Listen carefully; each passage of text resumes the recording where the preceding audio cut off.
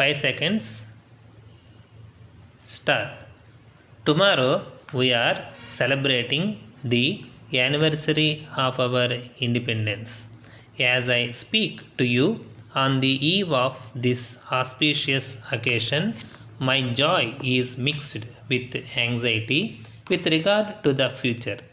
The founding fathers of our Constitution had reposed faith in the maturity and inherent wisdom of our people. They had envisaged a steady and progressive improvement in the quality of the democratic way of life in our country. They had assumed, and not without good reason, that with our glorious heritage and long traditions of morality and conduct in public life, we would not prove unequal to the challenge of the future. How have we discharged this trust? We should search our hearts on this occasion and ascertain how, when, and why we have fallen short of these high expectations. We are each one of us responsible for the sorry state of affairs in which we are today. It would be an exercise in futility to find fault with one section of our society or other for the crisis of character through which we are passing. While we celebrate Independence Day tomorrow, we must remind ourselves of the selfless lives of the stalwarts of our struggle for freedom. We have been an example to the best of the world as the world's largest democracy, which a right to vote for all our citizens. Our national life represents the noble sentiments laid down in our Constitution. It is with a deep concern that I speak to you tonight. Every day I see the stresses and strains to which these noble ideals are being subjected to in recent times. Why do we seek to willfully damage this great country of ours and the secular and democratic way of life so dear to our hearts? Everywhere around us today, we hear not advices of restraint and conciliation, but dissenting voices raised in a spirit of confrontation, which threaten to destroy the very foundations of our society.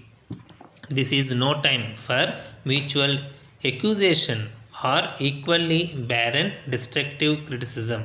Indeed, this is the time and opportunity for national reconciliation, irrespective of caste or creed.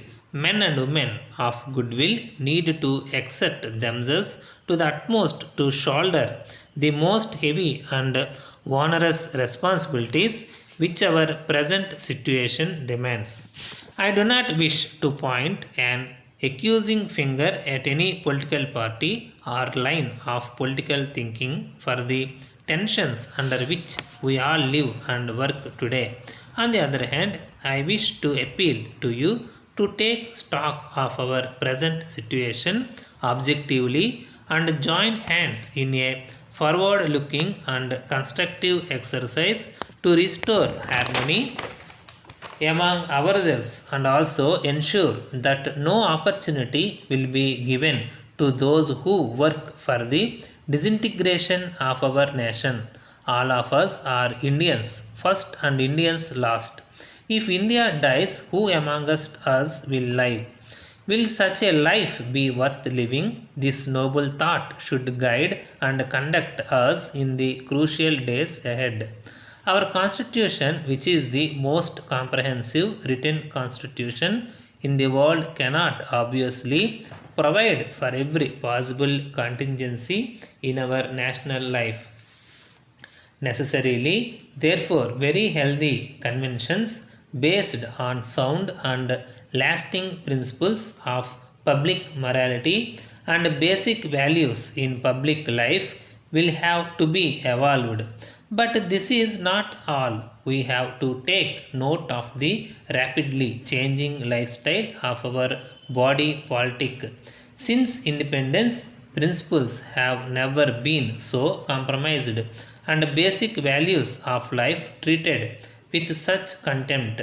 The time is ripe at the present for enlightened public opinion in the mainstream of our national life. Sir, in the present day situation of growing unemployment, you are aware technical education alone is in a position to make people stand on their own feet. The Kamala Nehru Polytechnic for Women, Hyderabad, sponsored by the Exhibition Society and aided by the government of Andhra Pradesh, is running 6 diploma and 2 post diploma courses. The students are admitted into these courses through a common entrance examination and allotted by the convener. I am to submit that according to the revised norms of All India Council for Technical Education, we have to update all our laboratories by procuring additional equipment.